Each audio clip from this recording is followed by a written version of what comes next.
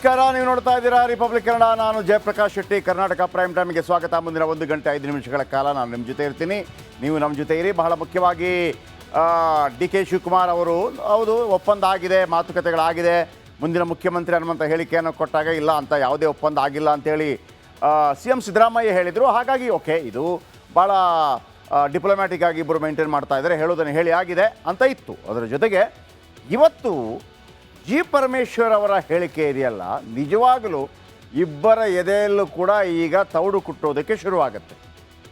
ವಿಶೇಷವಾಗಿ DK ಶಿವಕುಮಾರ್ ಎದೆಯಲ್ಲಿ ತೌಡು ಕುಟ್ಟೋದಕ್ಕೆ ಶುರುವಾಗುತ್ತೆ. ಹೌದಾ, ಅವರು ಒಪ್ಪಂದ ಮಾಡ್ಕೊಂಡಿದ್ದಾರಾ, ಅವರಿಬ್ಬರೇ ಮಾಡ್ಕೊಂಡ್ಬಿಡ್ತಾರಾ, ಮತ್ತು ನಾವ್ಯಾರು ಬೇಡವಾ ಅನ್ನುವಂಥ ಧಾಟಿಯಲ್ಲಿ ಮಾತಾಡಿದರು. ನಿಮ್ಗೆ ಅನಿಸ್ಬೋದು ಜಿ ಪರಮೇಶ್ವರ್ ಯಾಕೆ ಈ ಧಾಟಿಯಲ್ಲಿ ಮಾತಾಡಿದರು ಅಂತ ಹೇಳಿ.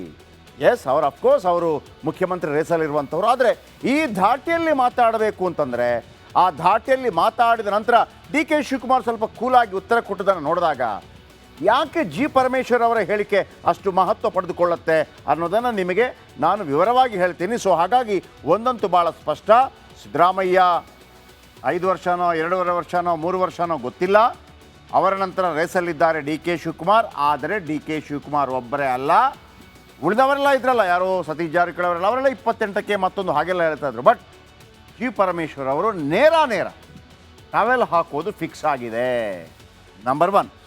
ಎರಡನೇದು, ಕೊಲೆ ಆರೋಪಿ ದರ್ಶನ್ ಇನ್ನು 6 ದಿನಗಳ ಕಾಲ ಹೊರಗಿರ್ತಾರೆ, ಮತ್ತೆ ಅವರು ಜೈಲಿಗೆ ಹೋಗಬೇಕು. ಈಗ ಅವರ ಮಧ್ಯಂತರ ಜಾಮೀನು ಬಗ್ಗೆ ನಾಳೆಯಿಂದ ಸ್ಪೆಷಲ್ ಪಬ್ಲಿಕ್ ಪ್ರಾಸಿಕ್ಯೂಟರ್ ಏನು ಮಾತಾಡ್ತಾರೆ ಅನ್ನೋದು ವೆರಿ ಇಂಪಾರ್ಟೆಂಟ್. ಮತ್ತು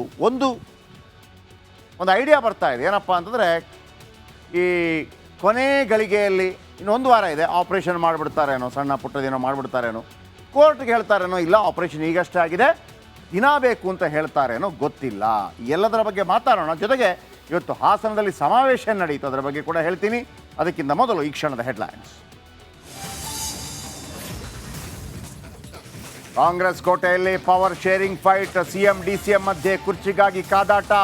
ಅವರೇ ಒಪ್ಪಂದ ಮಾಡಿಕೊಂಡ್ರೆ ನಾವ್ಯಾಕೆ ಅಂದ್ರು ಹೋಮ್ ಮಿನಿಸ್ಟರ್ ಪರಮೇಶ್ವರ್. ಮುಡಾ ಫೈಟ್ನಲ್ಲಿ ಸಿದ್ದರಾಮಯ್ಯಗೆ ನೋ ರಿಲೀಫ್, 80 ವರ್ಷದ ನನಗೆ ವಿಚಾರಣೆ ಯಾಕೆ ಅಂತ ದೇವರಾಜು ಗರಂ. ಜನವರಿ 25ಕ್ಕೆ ಅರ್ಜಿ ವಿಚಾರಣೆ ಮುಂದೂಡಿಕೆ.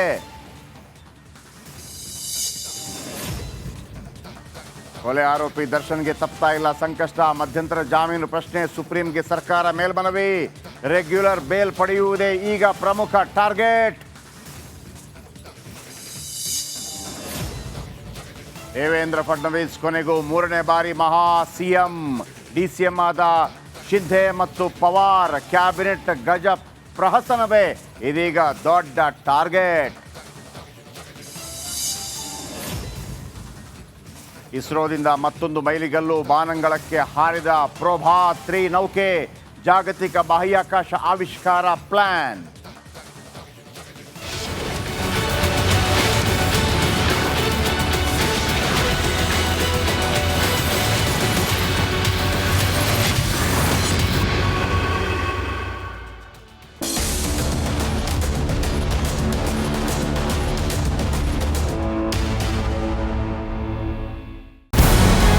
ನಮಸ್ಕಾರ, ಕರ್ನಾಟಕ ಪ್ರೈಮ್ ಟೈಮ್ಗೆ ಸ್ವಾಗತ. ನಾನು ಜಯಪ್ರಕಾಶ್ ಶೆಟ್ಟಿ. ಇಡೀ ಕರ್ನಾಡು ಇವತ್ತು ರೆಬೆಲ್ ಆಗಿ ನಿಂತಿದೆ. ಈ ಹಗರಣಗಳನ್ನು ಸದನದಲ್ಲಿ ಪ್ರಸ್ತಾಪ ಮಾಡಲು ಕೂಡ ಕಾಂಗ್ರೆಸ್ ಹಿಂದೇಟು ಹಾಕಿದ್ದೇಕೆ? ನಿಮ್ಗೆ ಸಂಬಳ ಅದಕ್ಕೆ, ನಿಮಗೆ ವಾಹನ ಅದಕ್ಕೆ, ನಿಮಗೆ ವೆಪನ್ ಅದಕ್ಕೆ, ನೀವು ಅದನ್ನು ಸೆರೆ ಹಿಡಿಬೇಕಾಗಿತ್ತು.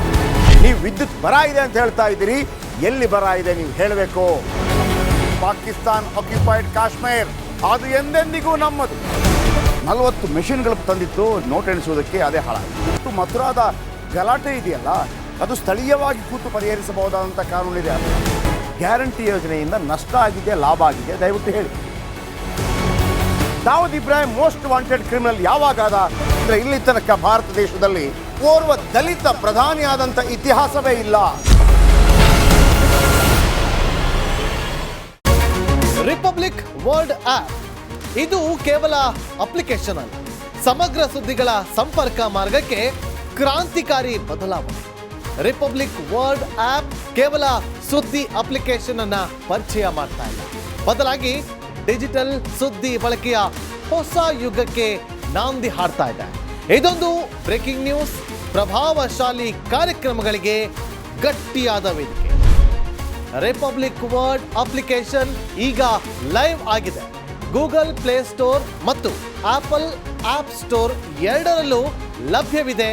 ಈಗಲೇ ಡೌನ್ಲೋಡ್ ಮಾಡಿ.